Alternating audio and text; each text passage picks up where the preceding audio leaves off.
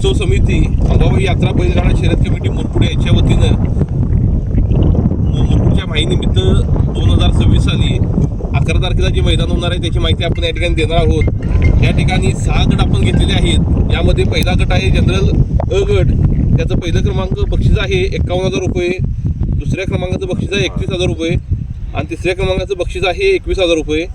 दुसरा बैलगाडी जनरल ब गट, त्याचं पहिलं क्रमांकाचं बक्षीस आहे 31,000 रुपये, दुसरं 21,000 रुपये, तिसरं 11,000 रुपये। तिसरा गट आहे बैलगाडीचाच आदंत दुसरा गट, पहिला क्रमांकाचं बक्षीस आहे 11,000 रुपये, दुसऱ्या क्रमांकाचं बक्षीस आहे 7,000 रुपये, तिसऱ्या क्रमांकाचं बक्षीस आहे 5,000 रुपये आणि चतुर्थ क्रमांक आहे त्याचं बक्षीस आहे 3,000 रुपये। त्याचबरोबर घोडागाडीसाठी नवतर जनरल हा गट आहे, त्याचं पहिलं बक्षीस आहे 11,000 रुपये, दुसरा आहे 7,000 रुपये, तिसरा आहे 5,000 रुपये आणि चौथा आहे 3,000 रुपये। कधी न पळालेल्या गटासाठी घोडागाडीसाठी बक्षीस आहे पहा, पहिला आहे 5,000 रुपये, दुसरा आहे 3,000 रुपये, तिसरा आहे 3,000 रुपये 2,000 रुपये सॉरी। आणि बसून घोडा सुट्टा एक वेगळाच प्रकार आपण इथे ठेवलेला आहे, त्याचं पहिलं बक्षीस आहे 5,000 रुपये, दुसरा आहे 3,000 रुपये आणि तिसरा आहे 2,000 रुपये। हे 6 गटामध्ये या शर्यती होणार आहेत। बुधवारी 11 फेब्रुवारी 2026 रोजी सकाळी करेक्ट 8 वाजता या ठिकाणी हे मैदान मुरगुड सरपिराजीराव तलाव माळ येथे होणार आहे।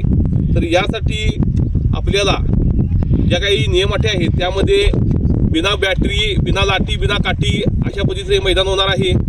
त्याचबरोबर कुठल्याही पद्धतीची मेजॉरिटी तर होणार नाही। आपल्या परिसरातील काही नागरिक या ठिकाणी सांगत आहेत बाहेरच्या लोकांना की बाबा या ठिकाणी मैदान हे चुकीच्या पद्धतीनं होणार आहे किंवा या ठिकाणी मेजॉरिटी वगैरे चालते, तर असा कुठलाही प्रकार इथं होणार नाही। मैदान हे करेक्टच होणार। ज्यांना काही शंका असेल त्यांनी गेल्या वर्षीचे व्हिडिओ पहा आमचे आणि मगच तुम्ही या ठिकाणी स्पर्धेमध्ये भाग घ्या। स्पर्धकांना कुठल्याही पद्धतीचा त्रास या ठिकाणी होणार नाही।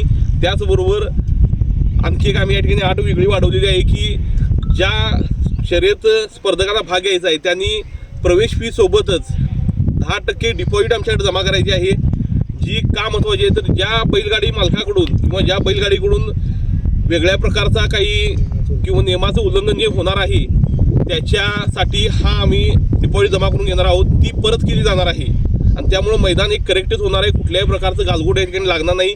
संपूर्ण मुरगुड गावचं मैदान आहे आणि त्यामुळं संपूर्ण मुरगुडातील नागरिक सर्व तरुण मंडळी या ठिकाणी सहभागी असणार आहेत। जरी इथं आता थोडीफार माणसं दिसत असतील तरी सुद्धा काही कारणामुळे इलेक्शनमुळे वगैरे माणसं आमची बाहेर गेलेली आहेत, परंतु त्या दिवशी संपूर्ण आमची शर्यत कमिटी त्याचबरोबर मुरगुडातील सर्व नागरिक सर्व तरुण मंडळी या ठिकाणी हजर असणार आहेत। त्यामुळं मैदान एक करेक्टच होणार आणि रास्तच होणार आहे। मैदान हे शासनाच्या नियमांना सर्व परवानगी घेऊन आपण करत आहोत, त्यामुळे कुठल्याही प्रकारची अडचण येणार नाही, कुणाला कुठल्याही प्रकारचा शासकीय त्रास होणार नाही।